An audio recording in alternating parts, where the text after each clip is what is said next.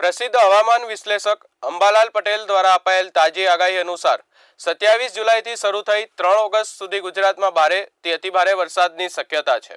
એક મોટું monsoon system રાજ્ય પર સક્રિય થતા વિશેષ કરીને મધ્ય અને ઉત્તર ગુજરાત તેમજ કચ્છના વિસ્તારોમાં ભારેથી અતિભારે વરસાદ પડી શકે છે।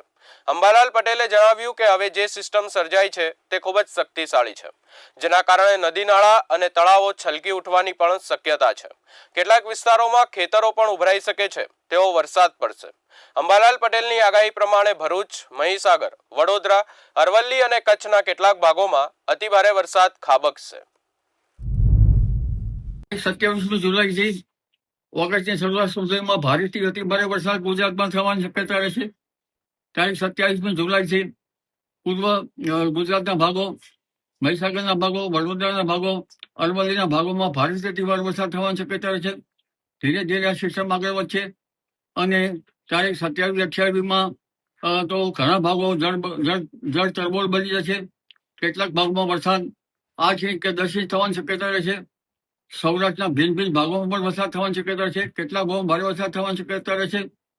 હમણાં જ્યાં ભરૂચ અને દક્ષિણ ગુજરાતમાં વરસાદ ઓછો છે ત્યાં પણ થશે।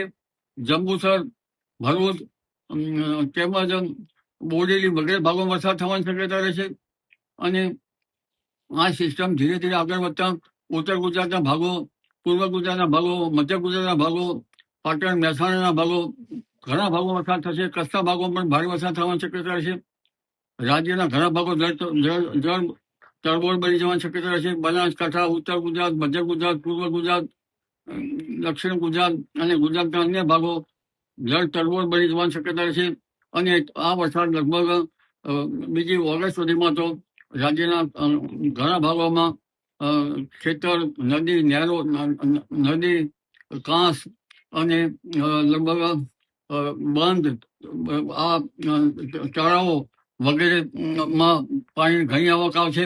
નાના તળાવો છલકાઈ જવાની શક્યતા રહેશે। નાળિયા, પાણી, ખેતર જ્યાં જુઓ ત્યાં પાણી જ જણા છે એટલે આ વહન જબરું છે અને આ વહનના કારણે ભારેથી અતિભારે વરસાદ થવાની શક્યતા રહેશે। એટલે નીચાણવાળા ભાગોએ જનજને કાળજી રાખવાની જરૂર રહેશે અને પવનની ગતિ પણ વધારે રહેશે। પવનના સપાટા સાથે વરસાદની ગતિ વધારે રહેતા નીચાણવાળા ભાગોમાં સતર્ક રહેવાની શક્યતા છે। માલધારી પશુપાલકોએ પણ સતર્ક રહેવાની શક્યતા છે।